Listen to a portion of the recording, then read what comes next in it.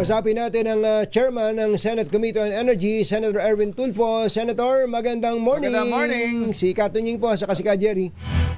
Katunying, Ka Jerry, magandang umaga. Opo, kayo yung isa sa mga unang tumayo dun sa pag-aalis ng system loss. Palagay ko matagal nang nairereklamo sa inyo to, hindi pa kayo senador.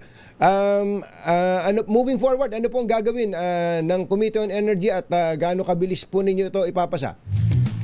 Mabilis ito dahil galing na mismo sa Pangulo, Katunying, Ka Jerry, na ayaw niya ng systems loss dahil parang ang kawawa rito, ang nagbabayad, tayong taong bayan, ang consumer, na hindi naman natin napapakinabangan.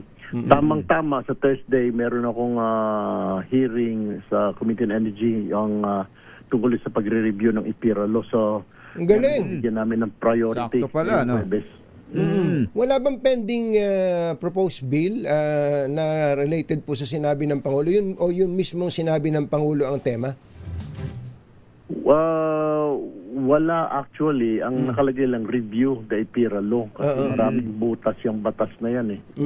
Parang isa na nga dyan yung systems loss na yan na kung bakit pinayagan nila at bakit walang habas na pagtaas ng mga power generators at distributors. Wala man lang clause o note doon na pwedeng pigilan ng Energy Regulatory Commission. Unfortunately, wala nga. So, binabago natin. Itong ERC, mayroon tayong panukalang batas na bigyan ng mas maraming kapangyarihan pa ang ERC. So, through legislation din itong pagtatanggal ng system loss, Senator Erwin? Tama, kasi nakapaloob yan doon sa IPIRA law eh. Yung, parang walang iniwan din dyan, parang parehong-pareho doon sa all the regulation law na hindi pwedeng pakialaman ng gobyerno yung pagtataas, walang habas na pagtaas ng produkto ng petrolyo at hindi nila kailangan sabihin kung bakit ganun kataas yung amount ng itataas nila. Parang the same yung IPIRA at saka yung all the regulation law. Yung pong systems loss kasi, parang tatanggapin na lang nating pikit mata no, tayo mga consumers. Meron ba kayong kahit paano may briefing na ba? Ano ba tong systems loss? Paano kino-compute? Paano kino-compute? Saan ba galing to? Ang alam lang na dinidiscuss namin ni Kumbachero, yung mga nagja-jumper siguro o mga nagnanakaw ng kuryente na malalaki, baka diyan ikinakarga. Ano bang ang understanding niyo diyan sa systems loss? Ang systems loss, it's power na galing sa generator papunta sa distributor. And then yung distributor going doon sa mga bahay-bahay natin. So, kagaya ng Meralco.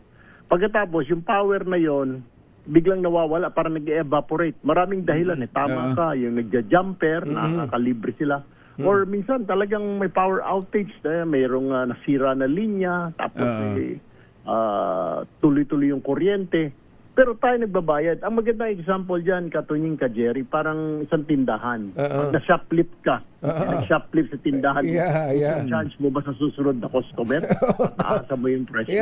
O sa restaurant, dahil may mga nasayang, i-charge mo ba sa ibang mga customer dahil nasayang? Dapat hindi. So tama ang Pangulo, alisin na yan dahil kawawa yung taong bayan. Kaya nga nung banggitin ng Pangulo, nakita namin, napatayo kayong lahat doon. Pati kami napatayo kaya nga, naumpog nga lang ako, nasa sasakyan pala ako noon kaya nga, ang hinihintay kaagad ngayon, kailan yan?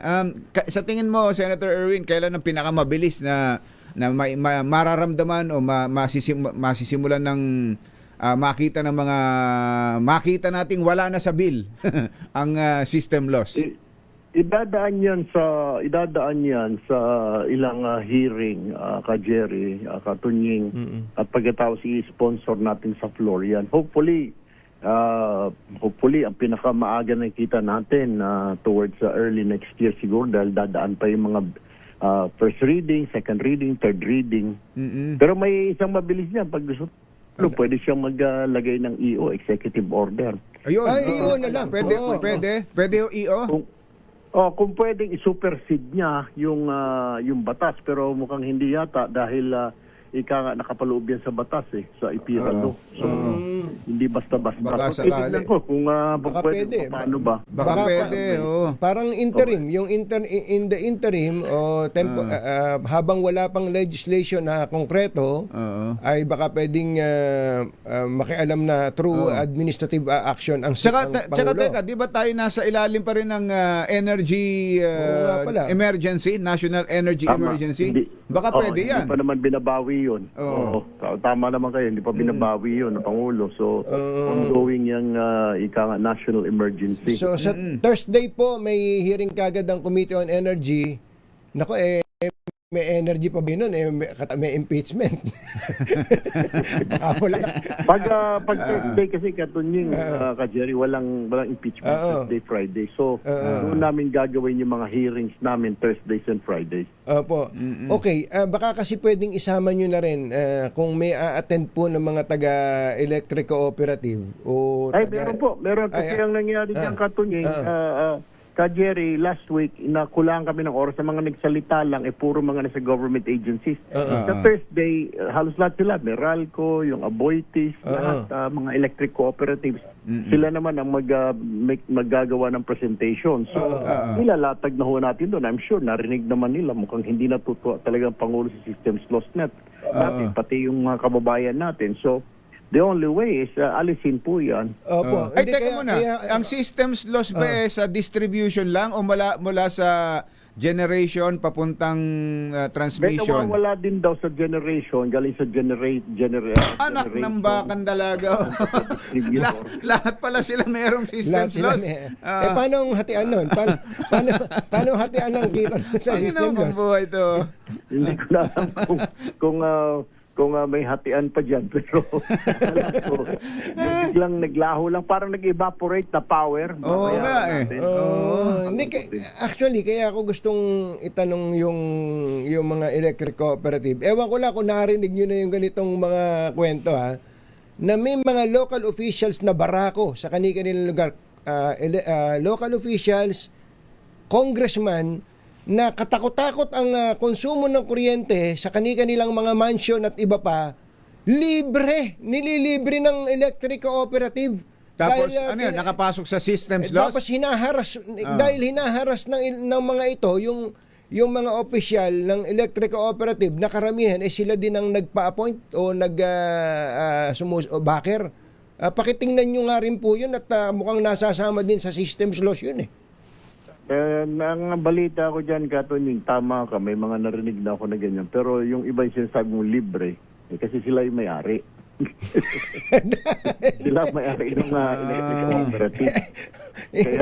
Kaya kontra din sila doon sa mga pansin mo, maingay sila tungkol doon sa mga nuclear power plant na yan. Ayaw nila yan. Ayaw nila. Mawawala sila. Hindi.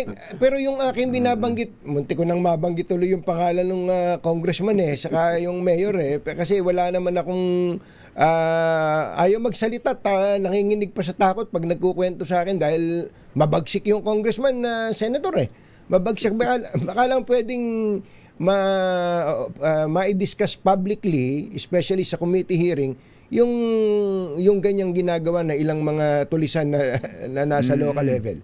Pwede yan, Katunying, sa privilege speech. Kung ma-text mo lang sa akin yung pangalan para kung pareho yung narinig natin, kasi narinig ko na rin yan, kung pareho, kukumpara ko, sasama ko sa privilege speech yan. Ay, sige po. Senator Erwin, sa ibang pagkakataon, yung nuclear naman discuss natin, nabanggit din ng Pangulo. Maraming salamat. Magandang umaga po. Senator Erwin. Thank you po. Good morning. Senator Erwin Tulfo, Chairman, Committee on Energy ng Senado.